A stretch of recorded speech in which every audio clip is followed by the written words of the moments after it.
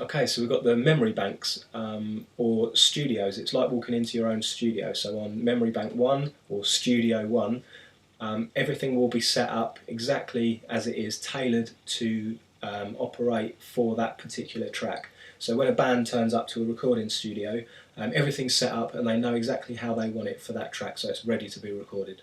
So we're going to cover measurements for each track. So for example, the length of the loop would be classed as one measurement. So say you record your first loop in track 1, the length of that loop would be considered one measurement.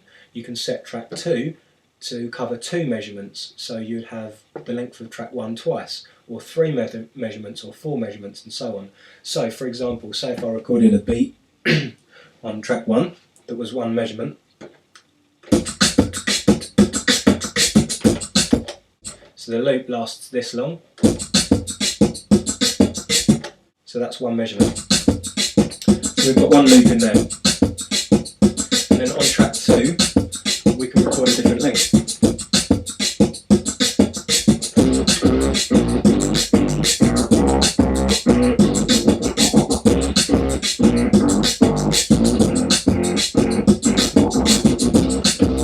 So now that's longer. So on each track you've got a channel here that is assigned for each of these tracks. So for track 1 we've got the first channel, for track 2 we've got the second channel, for track 3 we've got the third. So if we go into, press the edit button here, it comes up with track play mode. You want to go past that, so you use your parameter button here to click right. It comes up reverse, you don't want that. Next one is measure. Okay, so on the first channel you can see you've got the BPM, and to the right of that you've got the number of measurements. So you can change that by twisting the knob for how many measurements you've got. So we'll set that to 1, and then on your second channel, you just, as you've still got it on measurements, you click the second channel and it should go straight to measurements again. So then you can set that to however many you want for that. Okay, the next thing we're going to do is set the system up ready for recording. So there's 2 main modes for this. The first one is record overdub, and the next one is record play. Okay, so the standard setting that comes with the 300 when you first get it is play overdub. Now what that means is when you hit this button here, it will start recording, and when you click it the second time, that will be the length of the loop, and it will continue to record over the top of that loop until you hit it a third time, which will stop the recording. So that's play overdub. I'll give you an example of that. We'll start with a beat.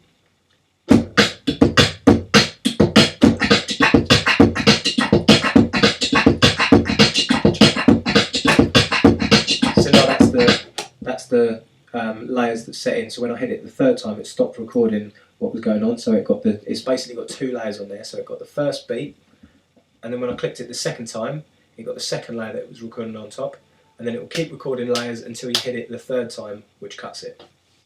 Okay, so the second mode is record play.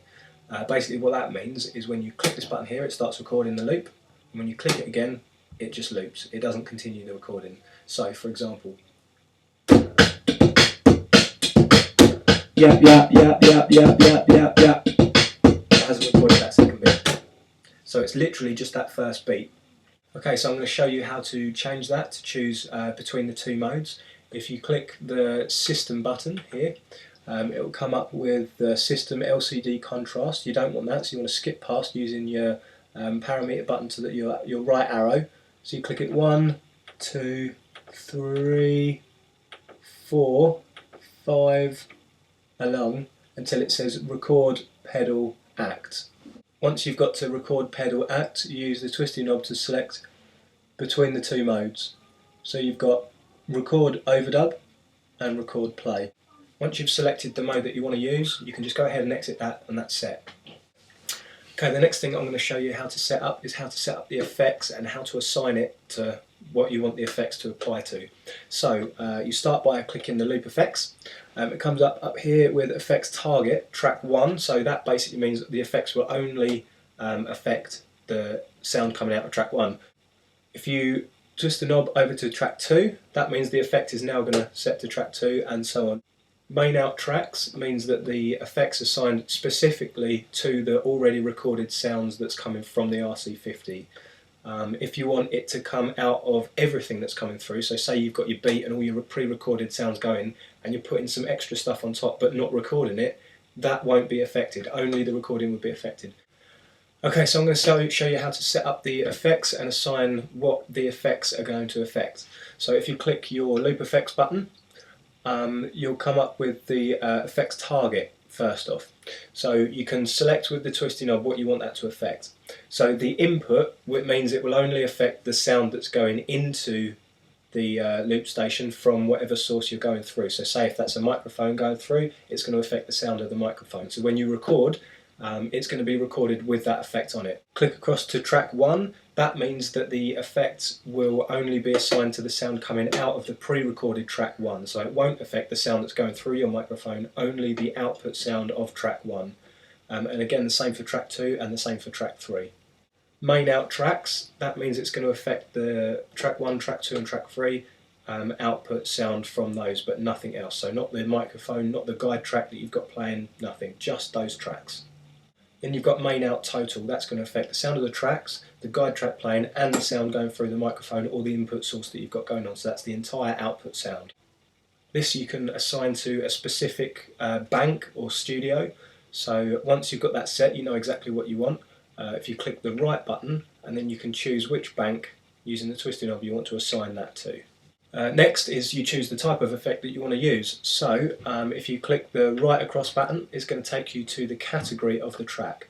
When you twist here, twist the knob, it's going to change the flashy button is going to come up and tell you exactly what track, what effect you're going to use. So you've got transpose, modulation, voice, guitar and other. Now other, it's got a few different effects on that you can choose from. Once you've chosen which category of effect you want to use, you click the right button again and it's going to take you to effect type.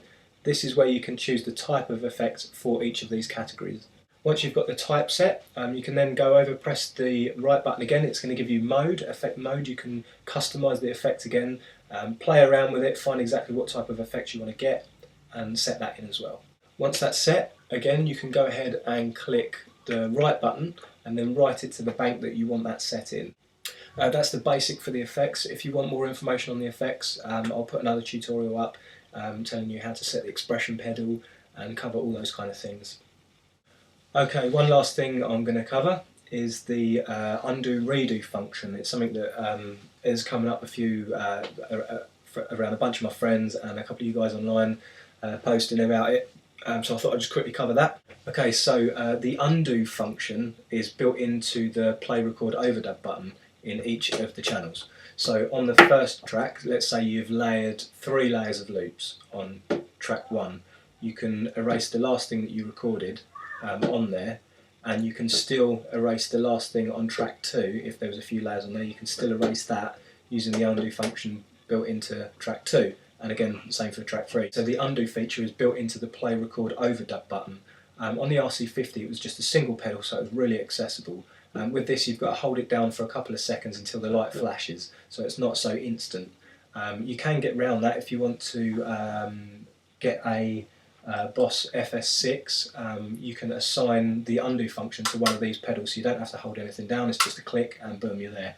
The way to do that is you click the memory edit and then you scroll across 12 times. That will take you, click across, sorry, on the right button 12 times. That will take you to the assign function. It will come up with assign one switch.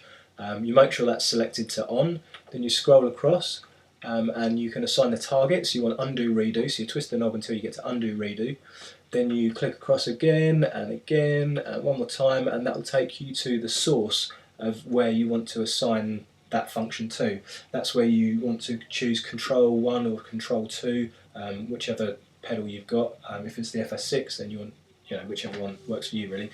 Once that's set, you hit the right button. You can not the right parameter, but the right as in writing it in. The right button, that's going to save that function then to that one particular patch, but it won't save it to the whole system. So you have to set up each bank or patch exactly as you would have it for each track.